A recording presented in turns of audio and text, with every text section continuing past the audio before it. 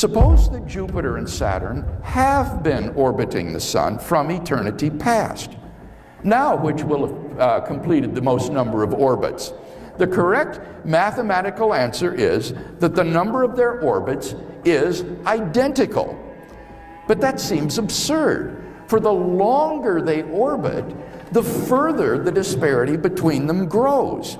So how does the number of their orbits magically become identical just by making them orbit from eternity past?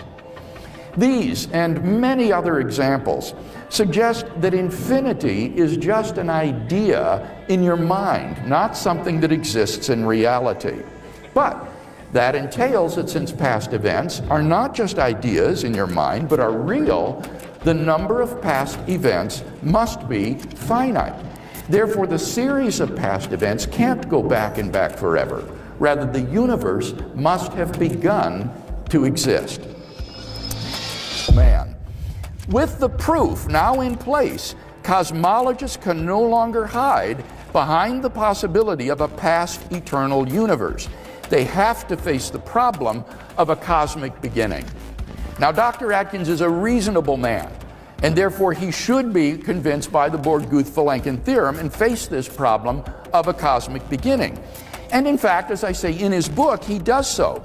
He argues that the way you get around the problem is by saying that nothing exists, that there was nothing then and there is nothing now, but I didn't hear a response to my refutation of that the argument for that based on positive and negative energy is misguided, and secondly, that the conclusion is absurd because it's self-contradictory and all. As to morality, one is led by religion into dreadful corners of the world. Let me remind you of an article that appeared in The Independent last week. It touches upon Manchester. Worshippers in Manchester, perhaps you were among them, although what I'm about to say suggests that you were not. Worshippers in Manchester have stopped taking life-saving drugs after being persuaded about the healing power of God. And a BBC London investigation yesterday revealed that my doctoral studies at the University of Birmingham, we came to have a warm affection for this country and her people, and I consider it a real joy and a delight to be here with you tonight. Thank you very much for coming. Now, in tonight's debate, I'm going to defend two basic contentions.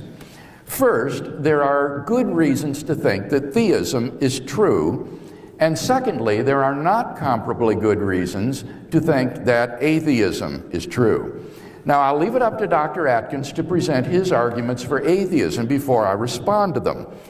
In this opening speech, I want to sketch briefly 3 lines of evidence that weigh in favor of God's existence. As a professional philosopher, I think that God makes sense of a wide range of the data of human experience, including philosophical, scientific, moral, and historical considerations. Number 1, then, the origin of the universe. Have you ever asked yourself where the universe came from? Why anything at all exists rather than nothing? Did the universe have a beginning? Or does it just go back and back forever? Typically, atheists have said that the universe is just eternal and uncaused. But there are good reasons, both philosophical and scientific, to call into question that assumption. Philosophically, the idea of an infinite past is very problematic. If the universe never had a beginning, that means that the number of past events in the history of the universe is infinite. But the real existence of an actually infinite number of things leads to metaphysical absurdities. To give just one example, suppose you had an actually infinite number of coins, numbered 1, 2, 3, and so on to infinity. And suppose I took away all the odd-numbered coins. How many coins would you have left? Well, you'd still have all the even-numbered coins, or an infinity of coins. So infinity minus infinity is infinity.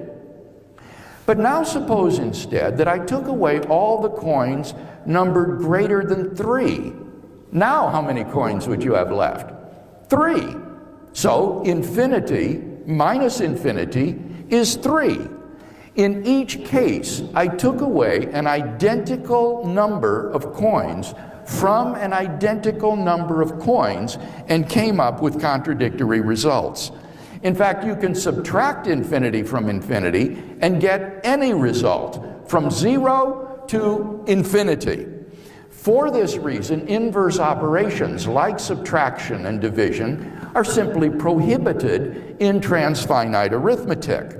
But in the real world in which we live, such a convention has no sway. Obviously, you can give away any coins that you want. Here's another example of the absurdity of an infinite past. Take the planets Jupiter and Saturn. Suppose that for every orbit that Saturn completes around the Sun, Jupiter completes 2. If Saturn has completed 10 orbits, Jupiter has completed 20. If Saturn has completed 1 trillion, Jupiter has completed 2 trillion. The longer they orbit, the further Saturn falls behind. If they continue to orbit forever, then they will approach a limit at which Saturn will be infinitely far behind Jupiter. But now turn the story around. Suppose that Jupiter and Saturn have been orbiting the Sun from eternity past. Now, which will have completed the most number of orbits? The correct mathematical answer is that the number of their orbits is identical. But that seems absurd. For the longer they orbit, the further the disparity between them grows. So how does the number of their orbits magically become identical just by making them orbit from eternity past? These and many other examples suggest that infinity is just an idea in your mind, not something that exists in reality. But that entails that since past events are not just ideas in your mind, but are real, the number of past events must be finite. Therefore, the series of past events can't go back and back forever. Rather, the universe must have begun to exist. This purely philosophical conclusion has been confirmed by remarkable discoveries in astronomy and astrophysics. We now have pretty strong evidence that the universe is not eternal in the past, but had an absolute beginning a finite time ago. In 2003, Arvin Bord, Alan Guth, and Alexander Vilenkin were able to prove that any universe which is on average in a state of cosmic expansion cannot be infinite in the past, but must have a past space-time boundary. What makes their proof so powerful is that it holds regardless of the physical description of the early universe. Because we don't yet have a quantum theory of gravity, we can't yet provide a physical description of the first split second of the universe. But William Lane Craig opens by asking a question few want to touch. Why is there something rather than nothing? For him, both logic and science point to one answer. The universe had a beginning. And things that begin don't just pop into existence uncaused. He points to the Bord-Guth-Vilenkin theorem, which makes it clear. Even if there are multiple universes, all signs still point to a starting line. No eternal past, no infinite timeline. Just a beginning that demands an explanation. Peter Atkins, representing the atheist view, leans hard on science, suggesting that the universe could arise from nothing. But that nothing isn't really nothing. It's a quantum vacuum governed by laws, math, and energy. That's a something hiding behind a label. Of course, Craig doesn't let it slide. If the universe began, and that vacuum isn't truly nothing, then what triggered existence itself? You can sidestep the question. You can rename the problem. But at some point you have to face it. Either everything came from absolutely nothing, or something beyond the universe started it all? Let's see where Atkins takes it from here. I think we should agree that theism is the more plausible worldview.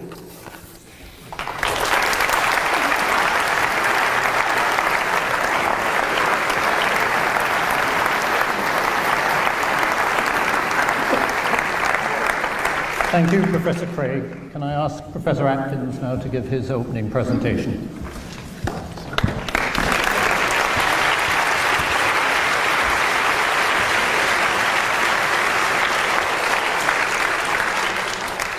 Thank you. Well, it's a real pleasure to be here. My immediate task, of course, is to set up my stall, not to respond to Dr. Craig's arguments at this stage. That will come later, although, as you will see, some of my remarks now will in fact touch upon what he has just raised. In fact, my task is to bring you forward from the 11th century, where you've been immersed with considerable erudition for the past 20 minutes, and bring you into the 21st century and to present arguments based on 1,000 years of increasing knowledge about the world. Dr. Craig would have been a wonderful medieval apologist, and it's a pleasure to hear his erudite reprise, with a few elaborations, of course, of what could have been said 1,000 years ago. I do not say that scornfully. Dr. Craig has touched on arguments that have long troubled thinkers, believers, and disbelievers alike, and their longevity underlines their importance to mankind. But first, an admission. I cannot prove that God does not exist. Everything there is could be the creation of an extraordinary entity that surpasses our understanding. It could be that the universe was created only a millisecond ago, with all our memories suddenly but falsely in place. It could be, as God is outside time, whatever that meaningless phrase means, that he hasn't decided even to make us yet. It's just conceivable that God did indeed create the universe 13.7 billion years ago. I cannot prove that he did not. All I can do is to assemble evidence that leads to the conclusion that God is not necessary for any aspect of the current world, and that there is a far simpler explanation for everything than the assertion of the existence of an omnipotent God. I have to say, of course, that many hold that the assertion that God made it is far, far simpler as an explanation of everything than a more pedestrian account in terms of physical laws. God, they say, is surely a simpler explanation than complex mechanism. Don't be seduced. The assertion that God did anything is simplistic rather than simple, and it is lazy. It is simplistic because an entity as functionally unbounded as a God must be of extraordinary complexity. It is lazy because it avoids becoming involved in untangling the web of events that have led to us. Any argument that simply asserts that God did it is a sign of a lazy mind, a mind that is content to wallow in assertion rather than embark upon climbing the intellectual Everest of comprehension. My argument against God is that there is nothing in the universe that cannot be explained, in prospect at least, without invoking that complex hypothesis. In other words, there are simpler explanations, or at least the prospect of simpler explanations, for absolutely everything. Because there are simpler explanations, or the prospect of them, there is no need to burden our understanding with the assertion that there is something more, namely an incomprehensible God. That billions of people believe to the contrary is of no consequence. Truth is not arrived at by majority vote. There are clearly huge psychological and cultural pressures imposed on people from an early age, and belief has been honed by the powerful into a potent weapon of crowd control. In the nasty, brutish brevity of an impoverished life, great comfort comes from the belief that there is better to come. There is also satisfaction that wrongdoers, wealthy perhaps on earth, will get their comeuppance in the afterlife. Even the meek are in with a chance. Angst and hope, angst at the prospect of one's own annihilation, and hope for unbounded ecstasy to come are potent drivers into the jaws of belief. But the potency of the drivers and the huge majority of the hoopers does not mean that the belief is correct. I've made a strong but carefully worded claim that there is nothing in the universe that cannot be explained or has the prospect of being explained without invoking a God. I need to justify that claim. If you accept my argument that a God is unnecessary, then your only recourse, if you insist on believing that there is a God, is to admit that you are driven by your heart rather than your head. But hearts are unreliable organs of knowledge. I shall deal with 6 points: contingency, fitness, purpose, miracles, including resurrections, theodicy, and morality. Obviously, and perhaps mercifully, I don't have time to be thorough on any of these topics, but perhaps by setting out the ground we can turn to finer arguments later. In each case, I shall argue that modern science, the agent of the new Enlightenment, promises, I can offer no more than that, to elucidate what theology has long obscured. First, contingency. Science currently doesn't have the slightest clue about how a universe can come into existence out of absolutely nothing without intervention. I will leave aside whether the universal is eternal in some sense and without a beginning. That's something to be determined by observation, not by the ruminations of philosophy. We simply don't know. To make it harder for myself, I shall suppose for the sake of argument that there was a beginning. But there are 2 kinds of beginning, and it's important to distinguish them. One type of beginning is when an already existing universe gives rise to a daughter universe. Another type of a beginning is when absolutely nothing turns into a universe. I shall call that latter universe an original universe. Now, as you've just heard, some assert that a universe can spring from a quantum fluctuation. That may be true of a daughter universe, for an already existing mother universe has physical laws and a richly propertied vacuum. But when there is absolutely nothing, there are no physical laws, no quantum fluctuation. It's an empty term for the emergence of an original universe. And to make things harder for myself, but with an eye on trying to answer and not evade a deeply important question, I shall set aside the simpler problem of a daughter universe and consider the formation of an original universe. Did that original universe, although perhaps contingent, have to be caused? You have to realize that physical laws, which are summaries of observed behavior, come into existence as a universe comes into existence. That includes issues of causality. It is naive in the extreme to extrapolate our own experience of causality, which is essentially the working out of the consequences of physical laws, to an era before those laws existed. It is entirely possible that the unique event that marked the inception of the physical laws was itself an uncaused event. And what science has to do, in due course, is to discover how absolutely nothing can tumble into being and become apparently something. Is there any reason to believe that it might succeed?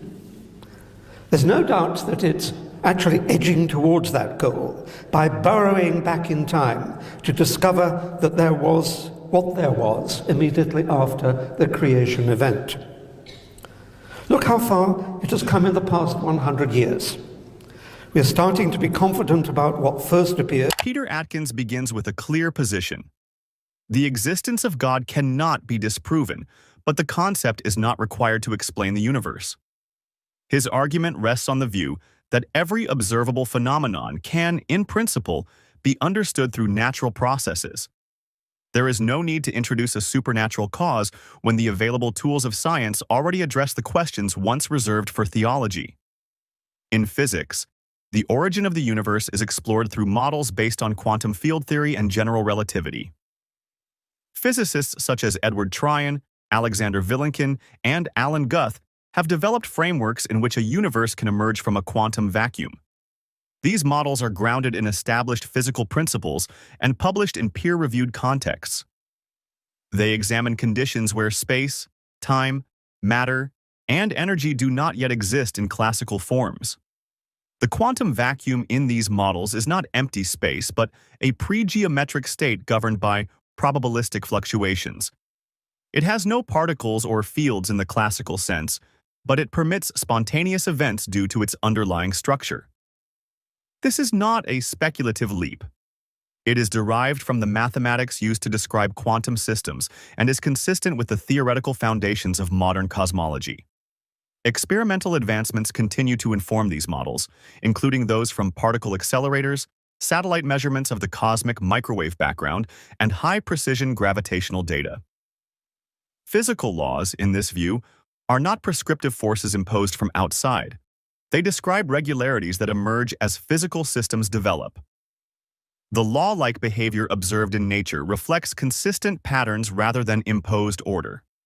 Causality, time, and space are not treated as eternal categories but as emergent properties tied to the structure of the system. Atkins also addresses ethics and human behavior.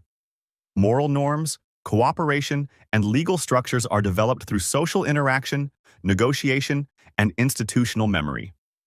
These systems function through accountability, shared understanding, and revision, not through appeals to divine authority. Global studies show that societies without strong religious frameworks continue to build systems that address justice, welfare, and civil order through public mechanisms. Historically, many institutions that shape human rights, medicine, and law have emerged through empirical inquiry and political struggle, rather than from sacred texts. Legislative assemblies, universities, courts, and scientific academies operate through transparent procedures and ongoing correction. Changes in legal rights, bodily autonomy, and freedom of expression were often developed through public debate, not religious mandate. I'd like to perhaps paraphrase a remark by the economist J.K. Galbraith, who said that astrology was invented in order to make economic forecasting look respectable. I'd like to say that theology was invented to make philosophy look respectable. You've heard nothing but obfuscation. Let me remind you, because I have to, my first rebuttal refers to the first 20 minutes of Dr. Craig's presentation, rather than his immediate one. The level of argument that we heard relating to the eternal nature of the universe. It was that planets clearly have not been going round the sun an infinite number of times. I shorten the rather ludicrous argument that we actually heard. No one ever says that. He's raised a straw man. What we're really concerned about is whether the universe itself is infinite. And we can measure the life of the solar system as about 5 billion years. We can measure the life of the universe as 13.7 billion years. We weren't talking about that at all. We were talking about whether the sequence of universes might be infinite and that there was never actually a beginning. You cannot argue against that by philosophy. You cannot argue against that by theology. the only way you can argue about it is by looking at the evidence, and we heard no evidence whatsoever. And arguments about infinity are always extraordinarily doubtful. I mean, Professor Craig said that an infinite number of events has never occurred in the universe. I refer him to Zeno, halving the distance again, never getting anywhere. But clearly, if you've got an infinite number of halving of the distances, you get anywhere you want to. So never listen to an argument about infinity. It's infinitely slippery. The travesty of my remarks about nothing coming from nothing. Let me take that as an example.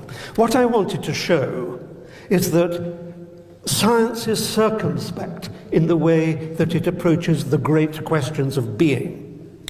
Okay, it looks around, and if you're a naive looker arounder, a philosopher, a theologian, a gardener, a farmer, you will see a huge amount of energy in the universe, and you will marvel at God's bounty. But then, as a scientist, you think again, and you say, yes, I can measure the amount of energy in the universe. I won't just lie back and think about it. I will measure it, because once I put numbers to ideas, they become testable and verifiable. And to determine the energy of the universe, the first thing I do is to weigh it. So I weigh the mass, I determine the mass of a galaxy, and then I multiply it by the square of the speed of light. And through E equals mc squared, I get the energy that that galaxy represents. I do it for this galaxy, that galaxy, this galaxy, every galaxy in the universe, not just the ones we can see. And I get a colossal value. And I lie back and wonder at God's munificence. And then I say, but I've forgotten something, which is the gravitational attraction between galaxies. And whenever you have two attracting bodies, they lower their energy. And if you take the gravitational attraction of this galaxy with that one, it lowers that first sum we got a little bit. Then this galaxy with that one, this galaxy with that one, this galaxy with that one. And the signs are, and we're not completely certain about this, because we do not jump to conclusions in science. We are circumspect, imaginative, and honest. We find that that gravitational attraction reduces that original huge energy we had to zero. In other words, God's munificence was zero. And you don't need a God if the God isn't going to give you anything. What science does is to simplify the questions that need to be answered. It doesn't say, there was nothing originally, there's nothing now. What it does is to simplify the question that needs to be asked. We're moving cautiously, imaginatively, and reliably to understanding the incipience of the universe by identifying what questions truly have to be answered. There is nothing here, I will concede that, but it's an extremely interesting form of nothing. There was nothing originally. There is nothing here now, but it's through whatever event took place at the inception of the universe, it became an interesting form of nothing, which seems to be something. It may be metaphysical, and it may sound stupid, but what I'm doing is identifying the question that needs to be answered, not just sitting back in awe and saying, look at the universe, fantastic job, it obviously needed someone really rather special to do it. The resurrection, if I can jump forward, I do notice that Professor Craig, although I made 6 points, did not deal with all 6. Perhaps I should deal with all 3 of his. His second, of course, was the objectivity of moral values. To say that you cannot be moral without a God is frankly disgusting. I am moral. I do not believe that I am guided by a God. And I think it casts a slur on atheists everywhere in the world to presume that they are evil because they believe there is no God.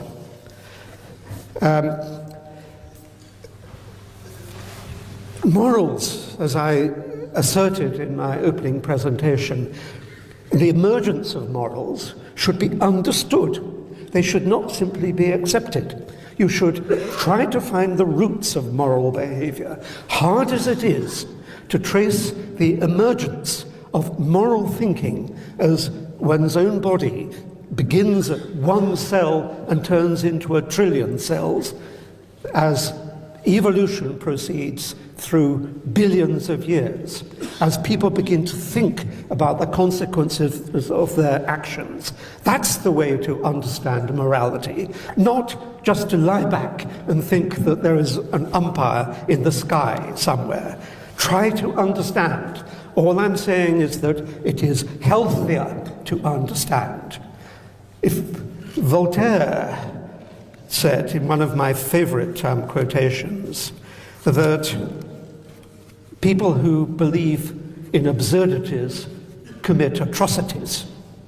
And I think we see that in religious belief, where atrocities are affected in the name of dogma. The resurrection, I must deal with that in miracles. Of course, David Hume got it right when he said that there's always more reason to disbelieve the report than there is to believe what is reported.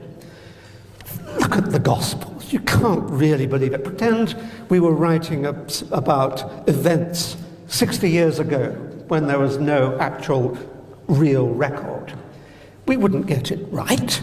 We'd make up a lot of it.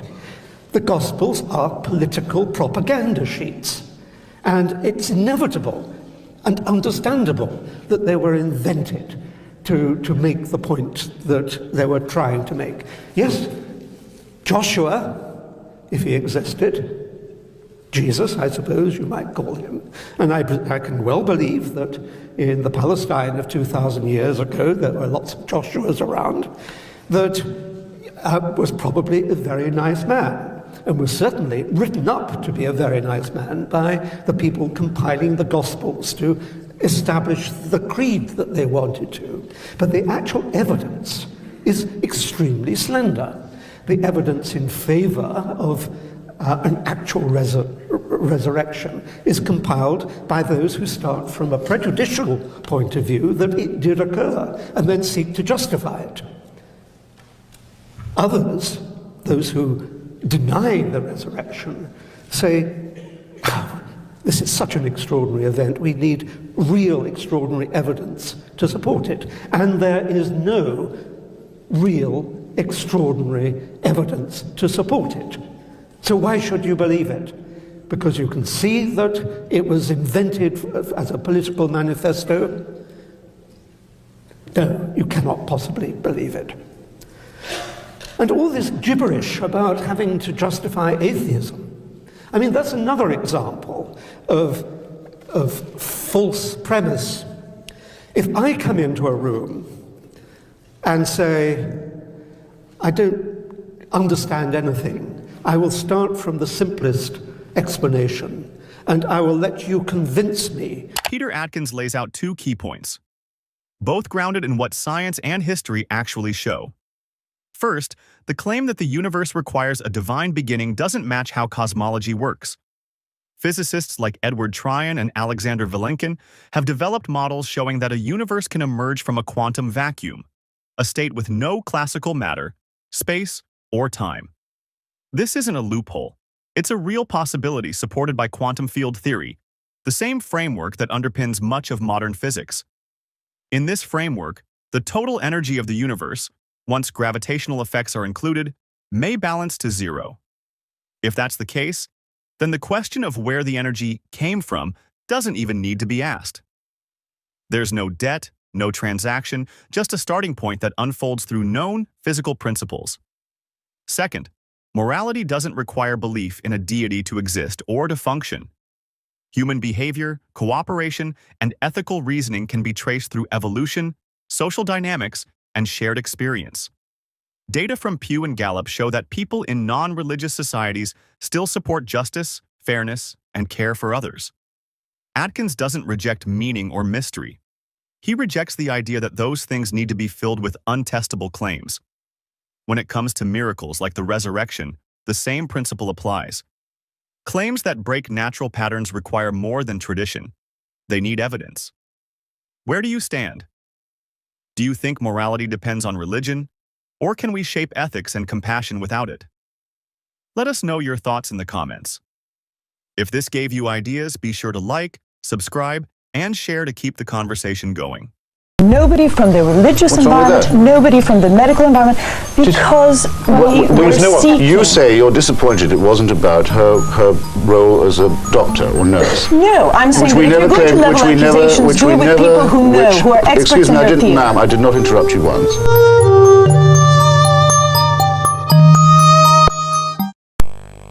Seeking fraud, a demagogue, an obscurantist, and a servant of earthly powers who befriends despotic world leaders in her role as the enforcer of a highly conservative and reactionary Catholic Church. Fair? It seems to me grossly unfair that a lady who cannot fight back, aged 84, like His Royal Highness Prince Charles, is not in a position to answer back. I couldn't believe anybody could actually make a program about Mother Teresa like that without getting her side. I think the program, the criticisms Mr. Hitchens makes of Mother Teresa are so shallow and do not stand up to scrutiny. The only sense that the program makes to me is that it is a not too veiled attack on the Catholic Church. The picture really made Mother look quite evil and demonic, something she certainly isn't. She has hundreds of homes around the world, looking after hundreds of thousands of people. And I can't believe she is that bad. I'm sorry, she is no Hell's Angel. Mother Teresa's flagship institution is her home for the dying, a hospice which purportedly sweetens the last moments of otherwise destitute lives. My initial impression was of all the photographs and footage I've ever seen of Belsen and places like that, because all the patients had shaved heads. There are no chairs anywhere, there are just these stretcher beds, and they're like First World War stretcher beds. There's no garden, no yard even, no nothing. And I thought, what is this? This is 2 rooms with 50 to 60 men in one, 50 to 60 women in another. They're dying. They're not being given a great deal of medical care. They're not being given painkillers really beyond aspirin and maybe, if you're lucky, some Brufen or something for the sort of pain that goes with terminal cancer and the things that they were dying of. And I thought, what's the point? Modesty, simplicity, humility. By these canonical keywords, we are taught that we may recognize saints. Yet Mother Teresa regards herself as mandated by heaven, which is hardly modest. She lends spiritual solace to dictators and to wealthy exploiters, which is scarcely the essence of simplicity.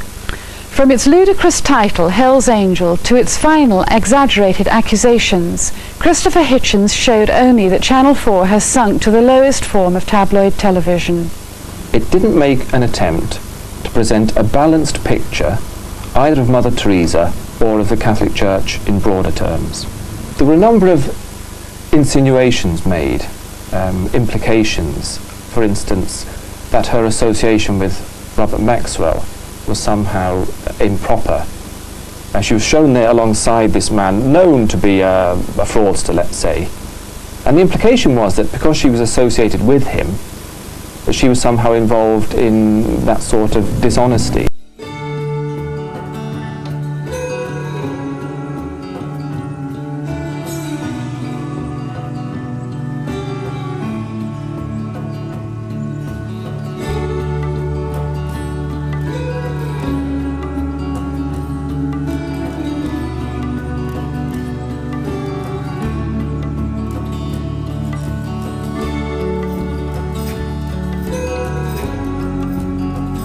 Robert Maxwell's genius for self-promotion made a nice fit with Mother Teresa's talent for fundraising. It became hard to decide which of the two was using which, or was it both? For the record, Mother Teresa had never heard of Robert Maxwell until the day before they were introduced. Given 24 hours to search and find a rich person in London who would help her to build a hospice for the dwellers of Cardboard City, he was the only person I couldn't say that that was true of anyone but myself. I haven't been for 14 years. So, do you think you're qualified to make such a program? Why did you make it? Amply qualified, yes. Well, why did you make it? Because I've long thought that the Niagara of uncritical publicity with which this woman has been conveyed to us is deceptive, and has presented someone who is a selfless and dedicated and tireless worker for Catholic fundamentalism under the cloak, perhaps thrown over her by us rather than by herself, as she, I think, is not a hypocrite about it, but presented anyway as someone who does it purely for humanitarian reasons. I just don't understand why you didn't go and talk to Mother Teresa and examine the work she was doing. Perhaps ask Mr. Janouszek about his funding arrangements here, but it's certainly true we would have been very happy to go, and I would have loved to go again. Can I answer that? Everything we need to know about Mother Teresa, we were able to put on the air. You can really see how people jump to defend Mother Teresa without ever questioning what Hitchens was actually saying. He wasn't just taking cheap shots. He was pointing out that behind the saintly image was something darker. Those homes for the dying he described? Doctors who visited said the conditions were closer to neglect than care. Patients weren't treated. They were just left to die because her order believed suffering was a gift from God. That's not charity. That's cruelty disguised as holiness. And the whole idea that she was this symbol of humility falls apart when you look at who she surrounded herself with. She took money from Charles Keating, a man convicted of massive financial fraud, and even after being asked to return it, she kept the donation. She met with dictators like the Duvalier in Haiti and called them friends of the poor. That's politics, not sainthood. So when people accuse Hitchens of being unfair, it's because they can't accept that the story they were told might be false. His point was simple. We shouldn't worship suffering or excuse corruption just because someone wears a habit. And honestly, that's a truth most people still struggle to face. Roger, I have been on this program before with you when we've had, for example, Camille Parlier under discussion, various other formats and various other people on Without Walls who essentially present an essay. They have a view, they're invited onto the program to propound that view, and usually we don't fly them anywhere, we merely listen to them, because it's a program that actually what it wants, what it expects of people, is ideas, thoughts, new ways of looking at the world. Now that is not a current affairs documentary, and if I may say so, it seems to me as if you're trying to set this particular Without Walls up as a current affairs documentary, which it never was. It was a pamphlet, an essay. Anyway, if we'd been to Calcutta, we wouldn't have been sure of finding her in, would we? Because the whole point about the film was to say this woman travels the world, intervening directly in politics on the reactionary side, at the invitation of conservative politicians and businessmen. So you've got to be pretty nippy to catch her washing the feet of the poor. Is that true? Let's talk about these world travels. Now, I want to ask you specifically, Catherine, about the shots, for example, with Maxwell and so on. Why is she meeting these leaders, to some of which Christopher Hitchens and other people will take exception? I would say that Mother Teresa is partly a pragmatist. If there is money available to help the poor, then she will be glad to receive it. But I also feel that you're crediting her with a degree of political sophistication that she simply doesn't have. Can I bring in Mary Loudon at this point? Was that the programme you expected to see, that you thought you were taking part in? No, not entirely. What did you think you were taking part in? I thought it was going to be less polemical. Now that's clearly Christopher's style, and fair enough, but I felt, when I watched it I thought, oh goodness, I don't feel the same way. And of course if you're involved in a program like that, by proxy you're seen as feeling exactly the same way as the presenter. I disagree with Christopher on many things, but I also agree with him on some, and I think some of the questions he raised were very valid, but I personally wouldn't have raised them in that way. Can I bring in Christina, because Valdemar is saying in essence that Without Walls has a clear identity, it's pamphleteering. Was that a suitable approach, this pamphleteering approach to Mother Teresa? any intelligent investigation of any icon, whether it be a spiritual icon or a cultural icon, would be fine. This was not an intelligent investigation. You did not challenge or test your ideas against anybody else's opinion or facts and figures. Indeed, when I had heard first about the program, I had heard that there was going to be a knocking of Mother Teresa as a Florence Nightingale who really lacked the health and medical know-how. And I expected to see doctors who would speak on the program and accuse Mother Teresa of not having the right kind of medical facilities available or the medical care. Not at all. The only people you had as witnesses against this very holy woman, a woman who you know we all feel incredibly strongly about, as you can see from my own anger, self-righteous indignation, is the only witnesses you had were a cameraman, a journalist, stroke writer, and a writer stroke journalist. Quite frankly, nobody from the religious environment, nobody from the medical environment, because we were seeking... You say you're disappointed it wasn't about her role as a doctor or nurse. No, I'm saying that if you're going to level accusations, do it with people who know, who are experts in their field. Ma'am, I did not interrupt you once. Which we never said it was. You now say you're disappointed about a false impression that none of us gave you. I'm sorry for your disappointment. I'm sorry for Mary's disappointment if it comes to that. I'm sorry for Mother Teresa's innocence, which is pleaded whenever she's caught doing something politically foolish. What have you caught Here is her the doing? situation. She was guilty by association throughout the film. I didn't interrupt you once. Well, that's too bad. You have knocked somebody who is very precious to a great many people. As was said at the beginning of the show, it has been repeated since, and there's rather foolish criticism that we did not put both sides. Absolutely. We set out to be the first media, print or film, criticism of this woman ever to appear. We took for granted the fact that she has been the recipient of what I earlier described as a Niagara of favourable publicity. She probably is the least criticised woman on earth, least criticised human being on earth. We thought we could take that for granted. We put the case against. We didn't pretend to do other than that. What would have been lovely would to have been a more interesting discussion about Mother Teresa as an icon of our making. Can I bring, I think there's a, Valdemar, can I bring Valdemar in here, because there is, I think, a confusion here, that part of the programme is an attack on her as an individual. Part of a programme is an attack on what the media has made of her, but you've attacked her, Valdemar, for what the media has made of her, not what she did. All of the programme is an attempt to try and give Christopher Hitchens' view of Mother Teresa a platform. That I will certainly accept. But we've done that with other icons on Without Walls, and we've done it with other writers on Without Walls. It is not fair to try and accuse the programme of not being a current affairs documentary. But can I ask about some of the techniques you used? I mean, take the reference to Robert Maxwell. She met this person once, it was arranged. She talked in about 40 minutes about her faith. The money went straight to people in London. Nothing of that was in your film. Why not? The Robert Maxwell moment, I mean, you played a bit of it there, and we had that rather silly country and western tune underneath it.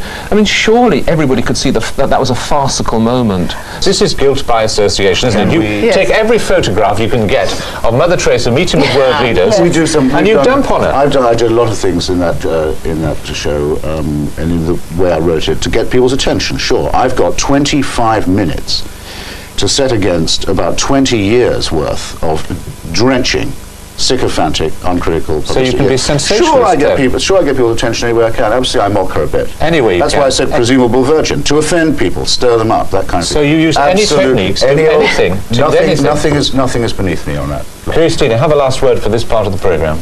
I felt that this was not a journalistic investigation. It was a manipulation. It never claimed to be. It was a manipulation. It was a parading of Mr. Hitchens' prejudices. And I was so sorry to see that Channel 4 was giving it any credit, any time, any airing for what was merely one man's obvious 15-year prejudice against a woman whose very mission in life, whose very motivation. You know what's funny? Every time someone calls out Mother Teresa's political connections, her defenders immediately say, she didn't know what she was doing. She was just helping the poor. Really? A woman who traveled the world meeting presidents, bankers, and media moguls? We're supposed to believe she was naive? That's convenient. Look at how they frame it. Oh, she met Robert Maxwell, but only once. Yeah. But that one meeting wasn't in a soup kitchen. It was in a boardroom. The money she raised through these connections didn't build proper hospitals. It built more missions that kept people in pain because her order believed suffering brought you closer to Christ. And notice how everyone on that panel talks about her feelings, not the facts. No doctors, no medical staff, just journalists and church loyalists arguing that she's too holy to criticize. That's exactly the problem Hitchens was exposing. When someone becomes untouchable, truth gets buried under emotion. He wasn't attacking faith. He was showing what happens when faith protects power. Welcome back. So has Channel 4 a wider agenda to undermine the Catholic Church? Vicky Kostick reports again. This assault on the Catholic Church is only the latest to grab the headlines. Jonathan Porritt's Sex, Sin and Survival, shown just prior to the Cairo Population Conference, and Karen Armstrong's The Pope's Divisions also fit a formula. We're given a tabloid title with dubious connection to the content of the film. We're not told anything about the presenter. It is only their body language that gives their claims authority and legitimacy. Endless pictures of the Pope and bishops are used as if they are the Church. In fact, 2 of the films use the same very old shot of the bishops leaving St. Peter's in Rome. And all show dying babies in the Third World, as if the Roman Catholic Church were to blame. What Pope, what saint, what church could possibly withstand the Channel 4 treatment? Karen Armstrong's The Pope's Divisions attacked the myth of a jet-setting Pope, attractive to Catholic and non-Catholic alike, but that too was a creation of the media. She accuses the Pope of being a fundamentalist, but neither explains nor proves it. And when offered an opinion different to their own, the programme makers don't want to know. Myself and a number of my friends were invited to participate in a panel discussion for the programme. We did so and gave our contributions, which could broadly be described as supportive of and loyal to Pope John Paul II. Later on, we were informed by correspondents that our contributions would not be included because they didn't fit in with the final version, the final shape the film took. I believe, having seen the programme, that our contributions were excluded because Karen Armstrong disagreed with our views. Now, the Catholic Church and the Pope must and do expect to be critically analysed by the media. That's part of being in the public forum. But I think they have a right to expect 2 things. One is that they be treated with reasonable balance and fairness. And the other thing is that people should be able to recognise the institution and the Pope to which they owe allegiance in the finished product. Channel 4's religious output recently has tended to be very critical of the Catholic Church, and it would be easy enough for people to claim that therefore there is an anti-church bias in it. And according to the Independent Television Commission's programme code, a religious programme, it says here, every attempt must be made to ensure that the belief and practice of religious groups are not misrepresented, and that programmes about religion are accurate and fair. So how has the ITC responded to complaints about the Pope's divisions? We have upheld a number of complaints about the Pope's divisions on the basis that it was unfair to the subject. In what way has the Pope's divisions contravened the programme code? The programme was too one-sided, we felt. The presenter had very strong views in a particular way, and all the interviewees expressed views similar to hers, and the net result to us was that the subject was not properly examined, or it wasn't set in a proper context to be fair. Television seems to see the Catholic Church only in black and white. The Church thinks and operates in terms of millennia. Television understands only 10-second sound bites. I feel hurt and angry about programs which continually fail to show the Church that I know, love, and sometimes want to criticize. It's easy to knock the Pope or an aging nun. It's far more difficult to explain why millions of people in this country do still go to church. Television is showing itself incapable of representing a deeply complex institution, which nevertheless still preaches high moral standards and the value of the transcendent in our lives. These programs from Channel 4 make fools of Roman Catholics, and yet to anyone with faith, it's Channel 4 that's both arrogant and ignorant. You can tell what's really happening here. The moment the media starts questioning the Catholic Church, everyone cries bias. It's a classic defense mechanism. Instead of addressing the evidence, they attack the journalists for being too critical. But what's the alternative?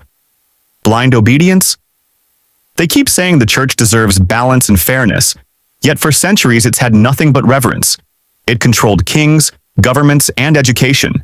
It wrote the moral script for entire civilizations. Now, for the first time, people like Hitchens and Karen Armstrong are flipping the camera around, and suddenly it's unfair. And this line about TV being too simplistic, that's just an excuse. The church operates in millennia, sure, but it's still responsible for what it does now.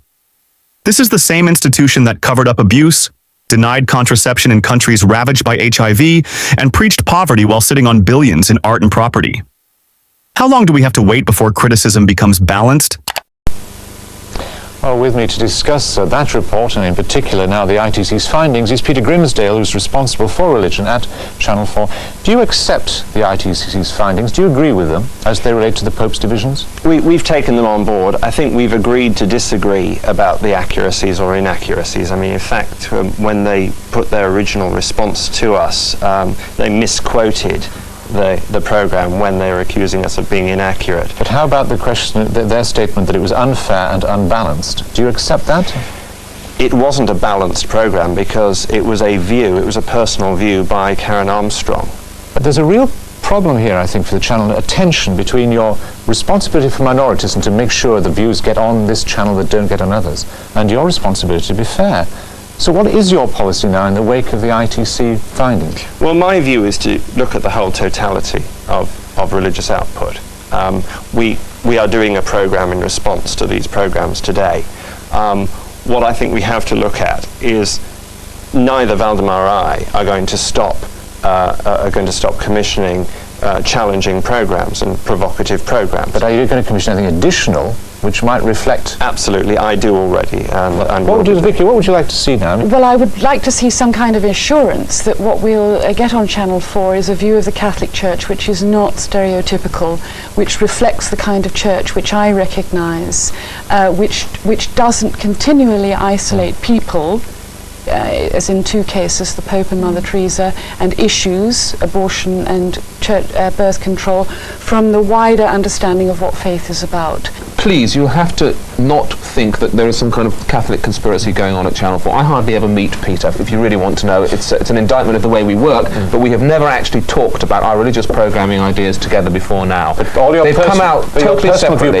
All your personal view programs have been antagonistic to mainstream Catholicism. Well, I'm interested in Catholicism because as a commissioning editor for arts, art and Catholicism have always had an incredibly strong symbiotic relationship. So why did you think that Christopher, who I believe is an atheist, was an appropriate figure to do this? I thought, I didn't consider Christopher's religion when I don't actually look into see his CV and see what denomination he is. We don't do that at But if you're what you all here, ladies, since some of you represent Catholic institutions of one kind or another, perhaps I could ask you to comment on Mrs. Victoria Gillick, a prominent lay Catholic, who said that the problem with my film, so the problem with our film,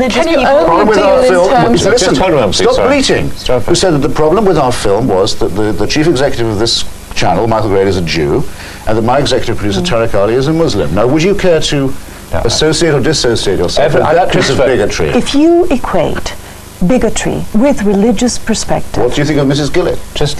She is obviously a bigot. Anybody who said what she did is a bigot. But Christopher, we all believe in religion. We all feel insulted, tremendously insulted by what you showed. But we don't believe that it's because somebody was Jewish and somebody was Muslim.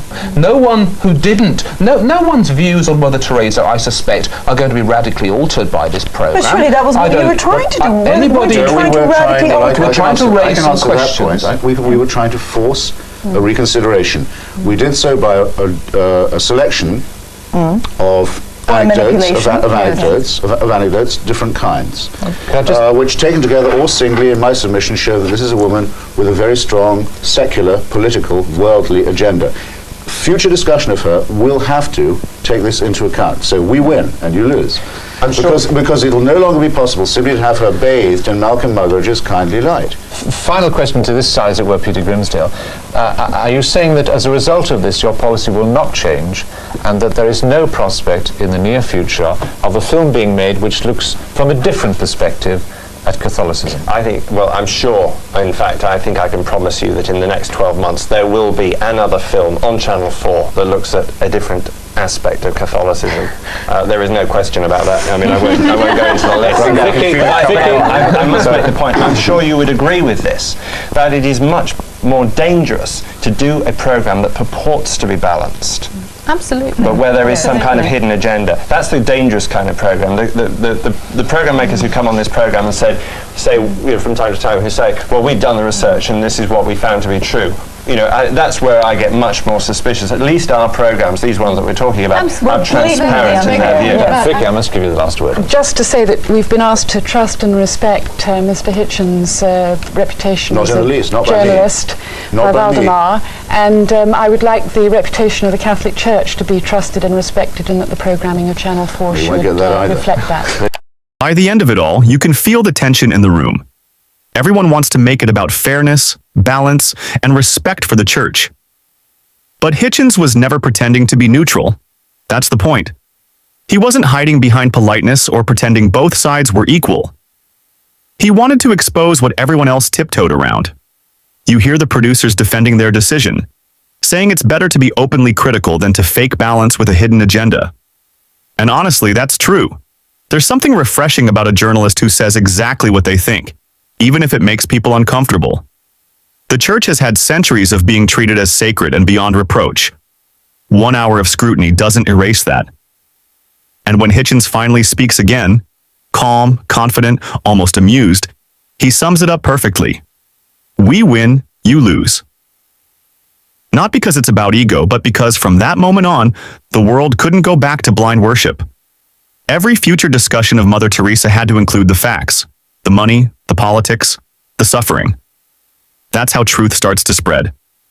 Not with faith, but with courage to question it. So what do you think? Was Hitchens right to tear down an untouchable icon, or did he cross the line? Let me know your thoughts in the comments. And if you enjoy breaking down moments like this, make sure to like, subscribe, and share so more people can join the discussion.